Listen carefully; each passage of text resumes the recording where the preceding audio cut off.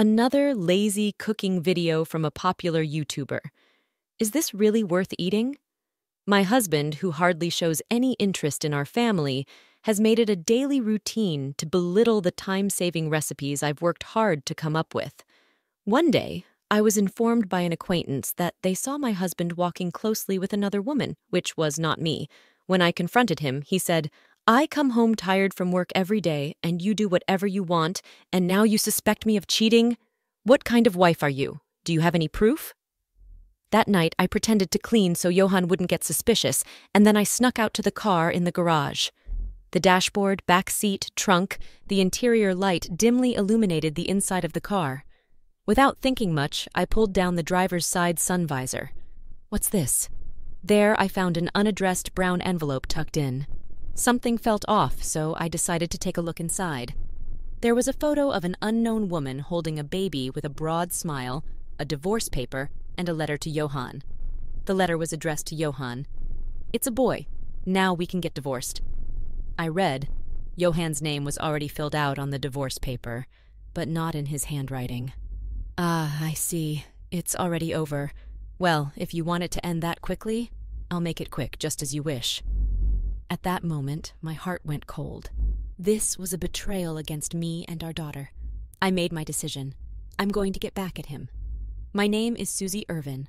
I am a cooking YouTuber and mother to my 6-year-old daughter, Rachel. Cooking has been my forte since my student days, and leveraging that talent, I launched a YouTube channel a few years ago. Amidst the hustle and bustle of a housewife's life, I've showcased numerous easy, time-saving recipes and innovative arrangements using commercial ready-made meals. Operating the channel passionately while balancing family life has gained popularity over the years, and I am now cherished by many followers. This turned out nicely. I wonder if this will bring joy to many people again today. Today, too, I was ready to film a new video, fully utilizing my cooking skills. However, behind the shining facade in front of the camera, there was something troubling me. My expression dimmed between the peeling dishes. "I'll be late again today. You're always working so hard. Don't worry about home," Johan's words echoed. But behind that smile lies loneliness. Johan, who has paid little attention to family matters since our marriage, has never helped with household chores or childcare, leaving me to bear the burden alone. Nevertheless, I can't say I'm unhappy. "Mom, when is Dad coming home?" The one asking anxiously is my daughter, Rachel. "Yes, I have a lovely daughter. Her presence always gives me strength." It looks like he'll be late again today. "Sorry," I answer awkwardly. Rachel's expression quickly turns to one of sadness. It's understandable. She's 6 years old and still very much in her clingy phase.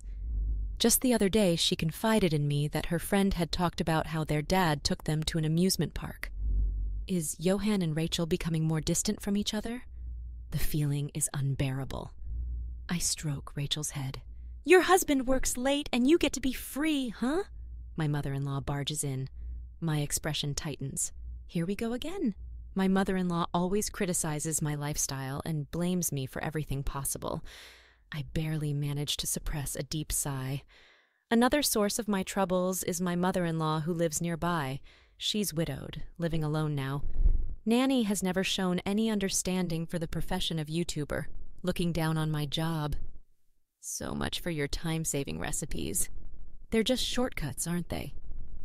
I hear this all the time, but the criticism hurts all the more because I'm passionate about my beloved cooking. Yet despite her criticisms, Nanny, wanting to save on food expenses, comes over to eat the meals I prepare, even though she wasn't invited. Basically, your marriage has never been right. You can't even produce a proper heir. What use are you? A girl will just end up marrying, and she won't be able to continue the family line. Jan got the short end of the stick by marrying someone like you. My mother-in-law, in her 60s, stubbornly clings to old-fashioned beliefs that a male child should carry on the family legacy, treating Rachel coldly. Even the pure smile of her granddaughter means nothing to her. I have to be strong. I'm a mother, after all. That's how I always get through it. I'm home. Welcome back. Late at night, Johan finally came home. The few times my husband comes home, he does nothing but ridicule the time-saving recipes I've made. Another lazy cooking video from a popular YouTuber, huh? Is this really worth eating? Every time we talk about cooking, my husband leaves deep wounds in my heart. I'll be going to my mother's place tomorrow night again. It seems my husband plans to stay over at his mother's house again. His coming home has become a rare occurrence. Can't be helped. Since Dad passed away, Mom has been alone. What if something happens to her? I'm not going because I want to. Don't you understand a son's duties? Well, it can't be helped. We only have a daughter, and you're going to make another one of your quick meals tomorrow, right? Even when he does come home, he shows little interest in our family and mostly belittles the time-saving recipes I put so much effort into. I understand what Johan is saying. As an only son, he's probably trying to take the place of my father-in-law, who passed away early. However, the frequency of his stays at his mother's house has been increasing. Is it really necessary to take care of his mother so frequently? Or is there another reason? I couldn't help but think deeper about the reason. One day, when I went shopping in the neighborhood, I ran into someone. "Oh, Mrs. Irvin, hello!" Mrs. Abbott greeted me. She's a neighbor of my mother-in-law and gets along well with her. Lovely weather, isn't it? She's a friend of my mother-in-law. I had tea with your mother-in-law the other day. Oh, is that so? Actually, I shouldn't speak too loudly about this, but I saw your husband Johan walking with a woman the other day. What? And they went into your mother-in-law's house together. Do you know her? She was someone I didn't recognize, so I thought it was unusual. Is that so? Maybe someone from work or someone related to caregiving, perhaps. Right. Sorry, don't mind me. I hurried away, my heart pounding and my voice quivering, trying desperately to hide it. Who is she? What's going on? My heart was in turmoil, a mix of disbelief and a sensation of foreboding intertwined, leaving me unsure what to believe. The restlessness lingered even after I returned home. Seeing me unlike myself, Rachel looked at me anxiously and asked, "Mom, what's wrong? Are you okay?" "Oh, no, I'm fine, just a bit tired. Now let's get you to bed early so you're not late for school tomorrow." I couldn't stand it any longer. I wanted to know the truth for myself. Seeing Rachel only strengthened my determination. I'll ask my mother-in-law tomorrow and find out for Rachel's sake. The next morning, after seeing Rachel off to school, I drove to my mother-in-law's house.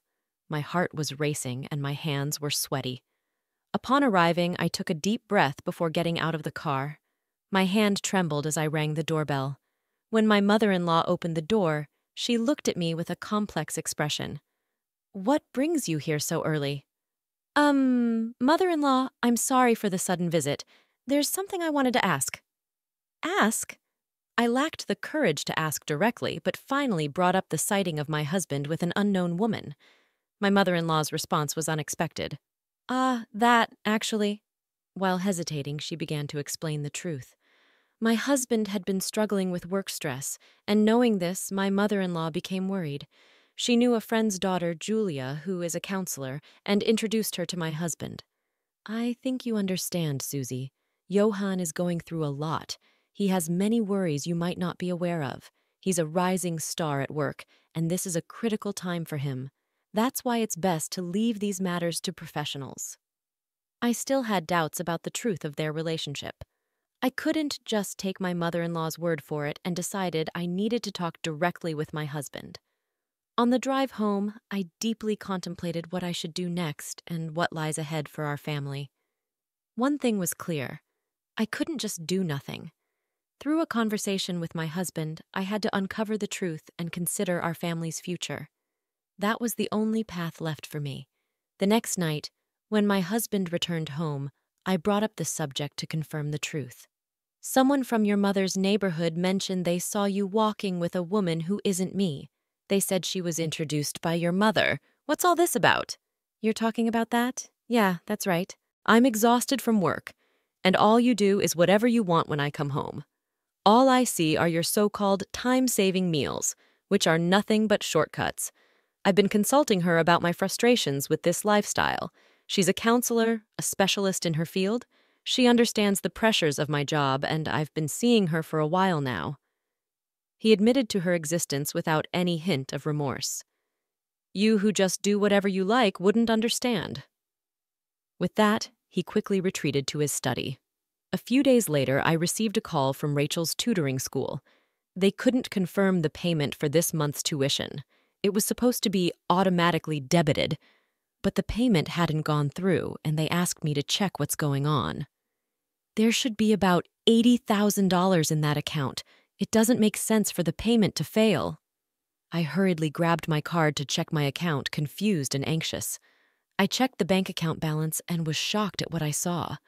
What is this? The $80,000 we had painstakingly saved up was completely gone. This money was critically important, saved over the years since our marriage for Rachel's education and our retirement. I immediately called Johan to find out what happened. The tutoring school called, saying Rachel's tuition hasn't been paid. When I checked the bank balance, the $80,000 that was in here is gone. What happened? Did you use it for something? Yeah, I used it for counseling fees. Seeing a specialist is expensive. It can't be helped. I often had to ask the counselor to adjust her schedule for clinic closures or after my overtime. It's a hassle, so I couldn't just go empty-handed. I was dumbfounded by how the money was spent.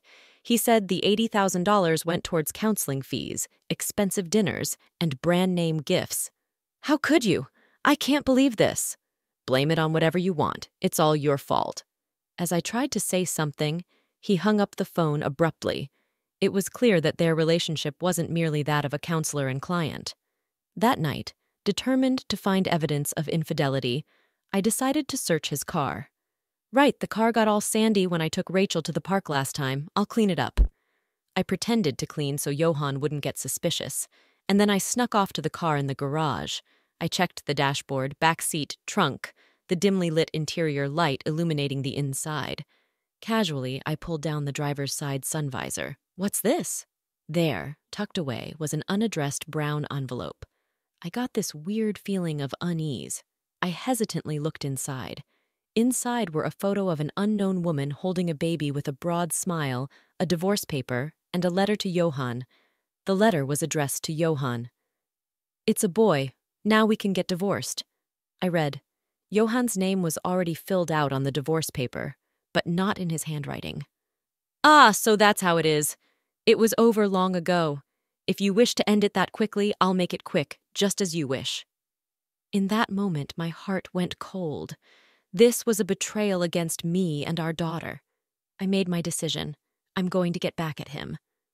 One day, my husband casually mentioned, "I'm going to my mother's place today, okay?"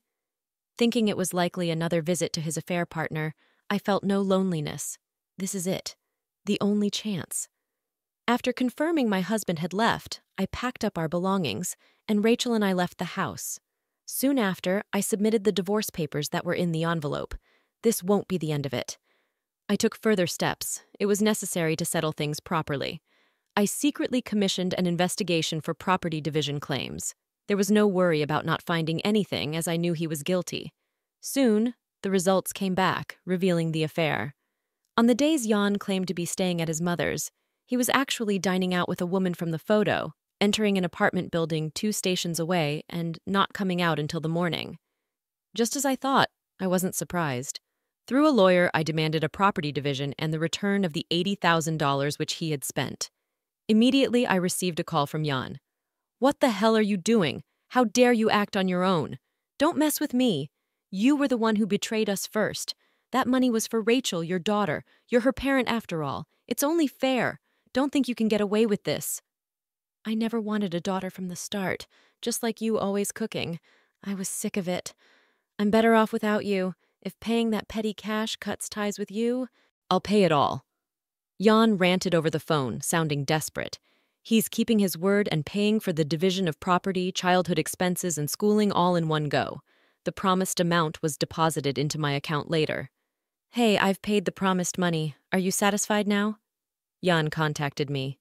"Julia, unlike some YouTuber like you, cooks lavish meals every day. Not those lazy ones.